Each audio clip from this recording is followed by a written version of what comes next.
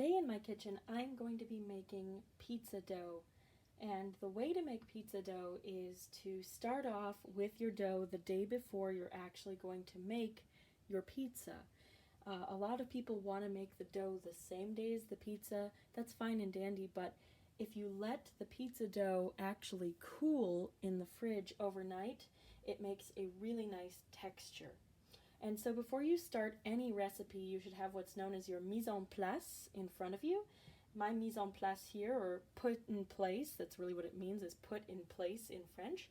My mise en place here has flour. I have 4.5 cups of flour. You want to use an unbleached high gluten flour. So if you're thinking about maybe a bread flour, a 00 flour, you could even use an all-purpose flour, but I would highly recommend more of a bread flour or 00 flour for pizza dough. It's going to make a nicer crust. The gluten is going to react well with the recipe. That high gluten is going to give you that beautiful crust you want for pizza. I also have some salt here. I have 1 3/4 teaspoons of salt. And you want to make sure that you have that all measured out before you start your recipe, before you do anything else. It's kind of cumbersome to measure it out as you go along. I also have some instant yeast here. I have 1 teaspoon of instant yeast. And surprisingly for some of you, you see some olive oil here. I have olive oil. This is optional. You don't have to put in olive oil, but if you put a 1/4 cup of olive oil into your pizza dough, it's going to give it a beautiful texture. This is actually what Italian dough looks like, especially Napolitan dough. It always has the olive oil in it. You'll also notice I have some water here. I have 1 3/4 cups plus 1 tablespoon on the side. And it's actually cool water, so if we're talking in centigrade, it's about 13 degrees. If we're talking in Fahrenheit, around 55 degrees Fahrenheit.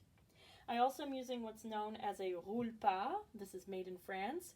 It's a beautiful cooking surface that if you're rolling out flours, doughs, anything that you're rolling on a surface, even cookies, it keeps your surface nice and clean. It's also a non-stick surface, so your stuff doesn't get stuck to it as much. And also, it's just a great way to present all of the food that you are cooking in the kitchen and gets you excited to cook. It's also non-slip, so you can see that it's holding in place. So what you first do is you take the flour, and I usually like to use my hands to do this. I personally always make a little hole in the middle, like that. Now I'm not a professional chef, but this is what I do. You have to stir together the flour, the salt, and the yeast in a mixing bowl like this. If you have a KitchenAid at home, you could also put it into your KitchenAid and use a dough hook with the KitchenAid. But since I don't have a KitchenAid, I'm going to do this with a wooden spoon, which I'm going to pull out right now. So I'm just going to take a wooden spoon and I'm going to add in, first of all, my salt. So I'm going to not put it all in at once. I'm going to tap the edge like this and just stir it in.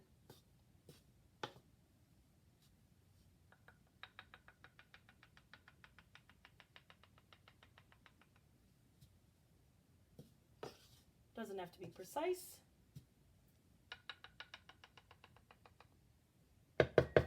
Beautiful. Now you'll add in your instant yeast.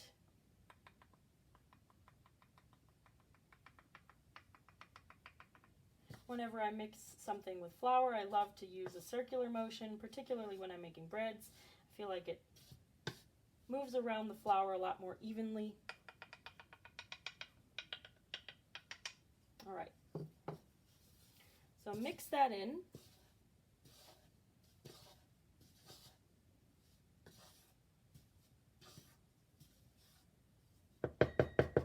Now I'm actually going to change the tool of choice. I'm going to move away from the wood now, and I'm going to use a large metal spoon for the next part.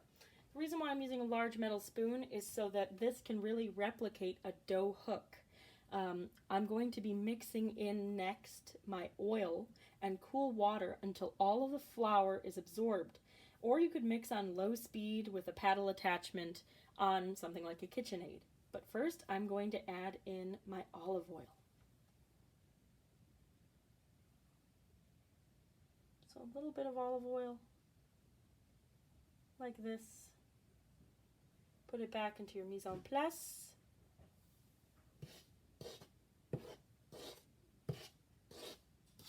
A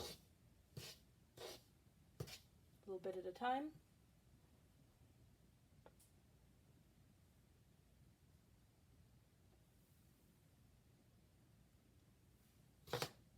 Now you can add in a little bit of that cool water.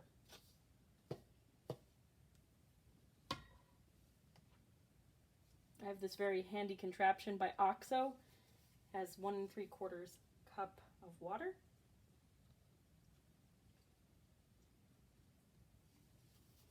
Put that to the side for now. And at first I'm just stirring lightly.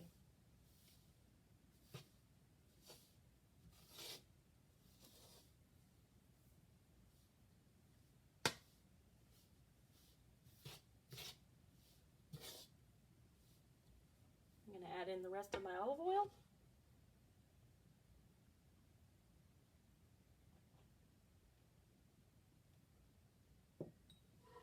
I'm going to add in a little bit more of this water.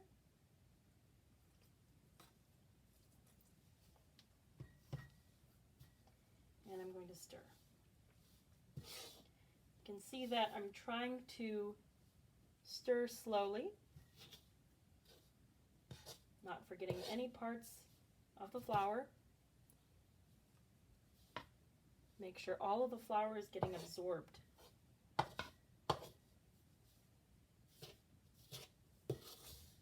So what makes this nice using a metal utensil is that you're able to scrape the sides of your bowl. It'll also be an easier cleanup at the end.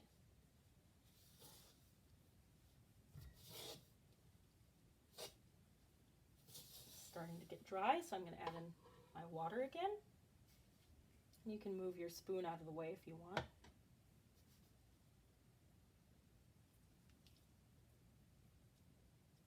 Water around the edges.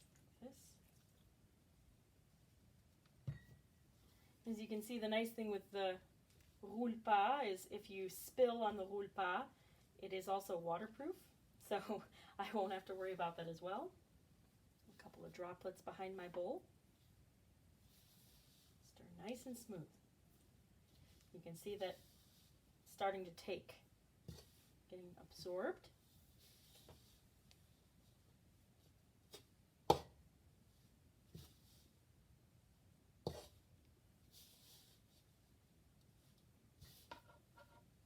Now you can see I only have less than 1/4 cup left of this water. I'm just going to add the rest in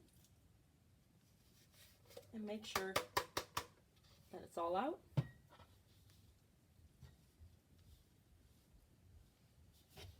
Keep stirring.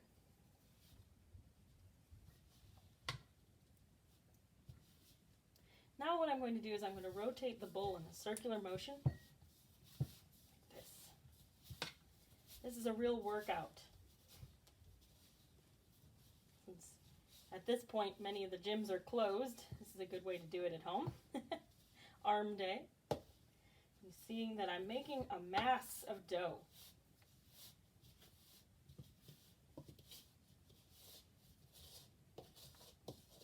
Circular motion. Stab in the middle, circular motion. And then flip the other way.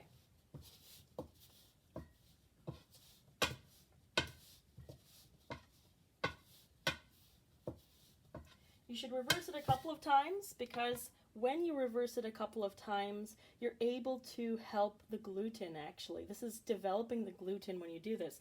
You should do this for about 1 to 2 minutes when you're working with a dough like this. It's developing that gluten for the pizza dough. And you're also scraping the sides. Develop that gluten.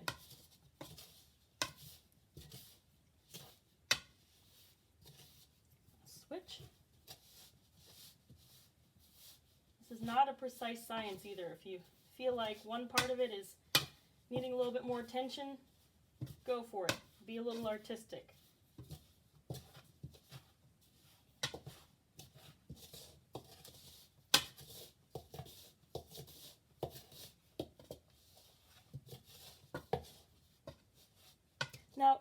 the dough is slowly but surely going to form a coarse ball. If you see that, it's forming a very coarse ball at this point. I'm going to remove some of the dough from my, quote, hook here, my spoon.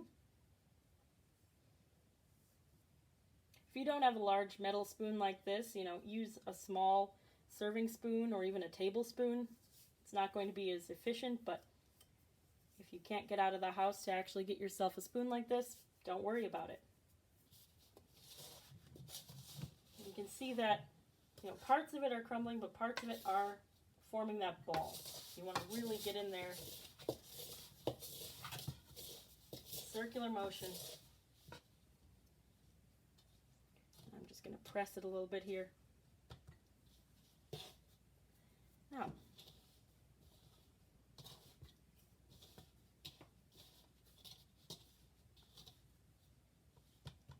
notice that the ingredients are evenly distributed at this point. You've got that beautiful dough.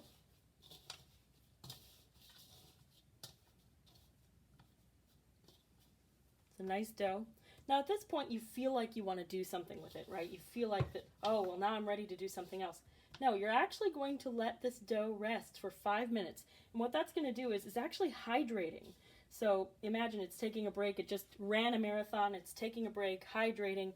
After those 5 minutes, then you're going to continue mixing by hand. Or if you're using an electric mixer, you can use an electric mixer with your dough hook and mix on medium speed for about 2 to 3 minutes, or as long as it takes to create a nice smooth texture, a little bit sticky. That's how pizza dough is going to be. It's going to be a little bit sticky, but a nice smooth texture. Some people would want to do this entirely in their KitchenAid using a dough hook. Some people want to move from a paddle to a dough hook. Some people would even want to whisk it. I don't recommend whisking it. That's just going to be awful cleanup. But I, at this point, would say even if you have a KitchenAid, it's going to be so much more fun to do with your hands. So try it with your hands. I'll be back in about 5 minutes after I let it rest and hydrate and continue the video. 5 minutes have passed since we were working with our dough, and now we're going to come back into the work zone and start mixing by hand the dough. Again, if you're using a KitchenAid mixer, this is going to be the time that you would use a dough hook, but I really recommend doing it by hand. It's just going to be so much more fun at this stage. So what you're going to do is, after you've let it rest for 5 minutes, you're going to continue mixing by hand like this. So you're going to feel that dough is extremely sticky. And what you want it to clear the sides, right? You want it to clear the sides of your bowl. If you have a smaller bowl than this, it might be sticking to the sides at this point. You want to clear the sides. And you also want to make sure that it can stick to the bottom of the bowl as well. That's something else that pizza dough really needs, is it needs to have that dough stick a little bit. I'm going to mix it in. I'm going to hold it like this just so you can see it, right? See at the bottom, it's a little bit more floury. You want to get rid of that by mixing it in by hand, right? So you just going to mix like you would regularly do.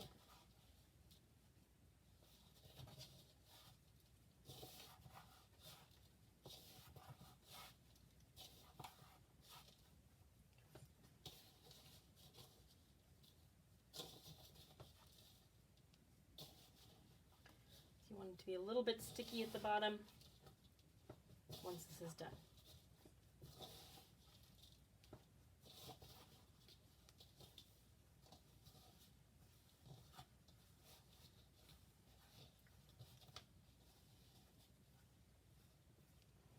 Now what I'm doing to mix this dough is, it almost feels like I'm wringing a towel at this point. That's kind of the feeling and sensation I'm getting.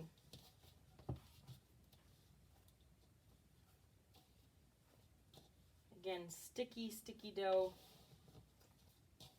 is what you want to mix in all the rest of those ingredients.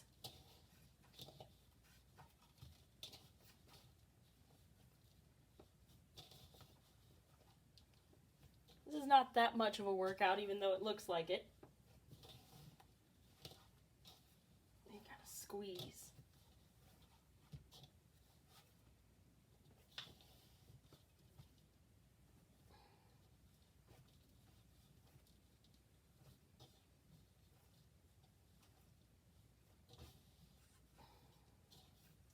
Now I'm feeling a kind of a stickiness at the top. What I'm going to do is I'm going to flip from the top to the bottom. Let's see.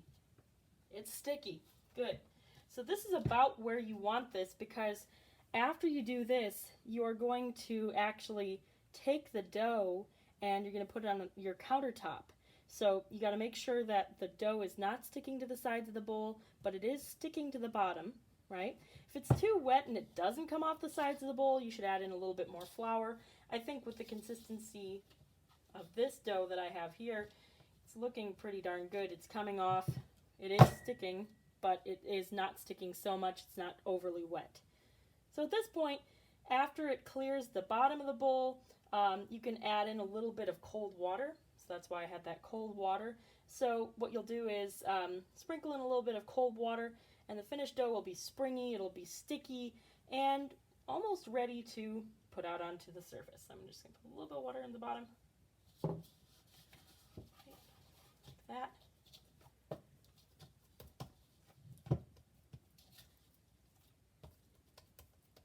All right, and so this dough, you can take a look at the nice texture of the dough at this point. See the texture of the dough. So this dough is going to now be ready to be transferred onto the countertop. And there's another option you can do to make a pizza dough. You could also use what's known as an oil slick method, which is where you'd be coating this dough with a bunch of oil. You can look that up on your own. I'm not going to use what's known as an oil slick method. I'm actually going to sprinkle flour on the surface and transfer the dough out that way. So I will pause for just a moment and show you what that's going to look like next. Now we're ready to flour the surface. So remember, I have this roulepas, which is a nice working surface. However, if you don't have something like this at home, a countertop, be sure it's a clean countertop, will work just fine. So what I'm going to do is, just to ensure that this is nice and dry, I'm going to wipe it down, ensure that there's no area here that's going to cause the flour to cake up. Feels like a nice dry surface to me. Now what I'm going to do is I'm going to take that flour the surface. And I'm going to take my hands, flour my hands, and I'm going to dust the top of the dough very, very generously with flour. And move it more into my work surface. You can see with that roulepas, it just comes right up even though it's sticky. Put it onto the center of the floured surface. I'm again going to generously put some flour on top here. Now, keep your hands nice and powdery. Lots of flour. Put your flour into the mise en place. You don't necessarily need the water, so you can remove that from your mise en place. And at this point, you're going to do something that you might not expect. A lot of people may see this and say, oh, it's kneading time. No, no, no. What we're going to do is we're going to pat the dough as best as we can into a rectangle. Okay. I'm also using the stretch and fold method that is a Peter Reinhardt recipe. He's a James Beard Foundation chef. I've been using his book as a point of reference, so if you're interested in that, I will also tell you a little bit more about the book that I am using to help me along here. Because I didn't come up with this on my own, obviously. But when we're shaping, we're doing the stretch and fold method, so you're putting this into a rectangle, like you see here. And then you pat the dough, and you're going to wait 2 minutes for this dough to relax. Now you're thinking, well, how on earth is this dough supposed to relax so much? It's important. It really is important. When you relax the dough, it's going to actually stretch much better. You just want to wait 2 minutes like this, do nothing else, maybe pour yourself a glass of wine and walk away. I'm going to come back in 2 minutes and I'm going to show you what that stretch and fold is going to look like. We're very near the end of this recipe, so stay tuned. Now we're ready to stretch the dough. So you've let it rest for 2 minutes. And so what we're going to do is we're going to stretch the dough. You see how stretchy that is? That is some stretchy dough. Stretch the dough. And you're going to form a ball. So you actually will put it together like this, almost like it's a letter. Right? That was so fun to do. It was nice stress relief, isn't it? Great. So you stretched and folded the dough, and now you're going to form it into a ball. Okay, like that.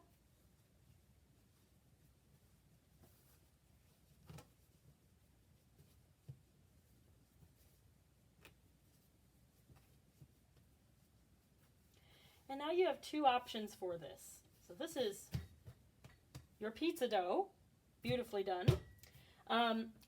Your option number one would be to take a, more or less a cookie sheet or a sheet pan in general, lining it with parchment paper and then spraying that paper with a little bit of spray oil. I would recommend extra virgin olive oil sprayed onto the parchment, and then to cover that with some plastic wrap and leave it overnight in the fridge. Another option is to do what I'm going to do, and I'm going to more or less flour this. I'm going to take the flour right now.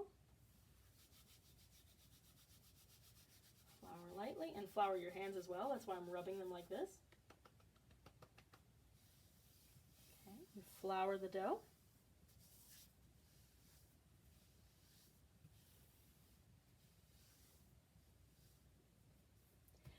And now you're going to cut this into 6 more or less equal pieces. You can cut them into smaller pieces. You could cut 4 pieces if you want to make a large pizza.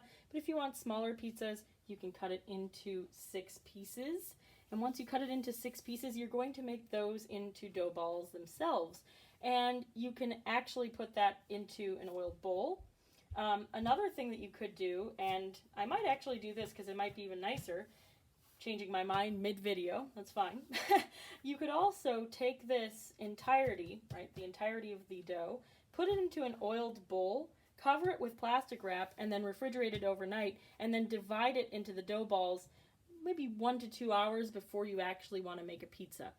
I actually think that that might sound the best to me. So I'm going to, this is the last part of the video, I'm going to take this after I finish up with the video. I'm going to take my beautiful dough, I'm going to bring it close to you. You can see that beautiful dough. That dough is going to sleep overnight, and then tomorrow, 2 hours before I make my pizza, I'm going to take this, cut it into the dough balls, and then divide it and get it ready for pizza, which means I'm going to flatten it with my rolling pin. A couple of things that I would like to mention before I end the video is the inspiration for this. The inspiration for this comes from The Bread Baker's Apprentice. This is a wonderful book. It's how to cook all of the breads you could possibly want. Again, a James Beard Foundation Book Award winner, and it was written by, I will open this up in the back here, Peter Reinhardt. So I would highly recommend this if you are a bread baker and or if you want to start baking bread. Order this off of Amazon. Separate yourself from the people in the Barnes & Noble. Don't go into Barnes & Noble. Buy this online. Keep yourself safe and start baking bread at home. Another thing I want to mention before I end the video is the type of rolling pin I would recommend.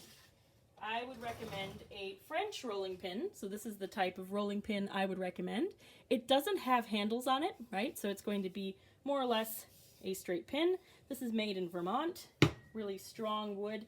This is going to give you an extra nice way to roll out. Once you're actually working with that dough, you can roll very finely with a rolling pin like this. So that would be what I recommend for the next part of the recipe. But remember to put it in the fridge overnight and make your pizza. You can make your pizza the next day, or you can make it within 3 days of actually making the dough. So enjoy, happy cooking, and thanks for watching.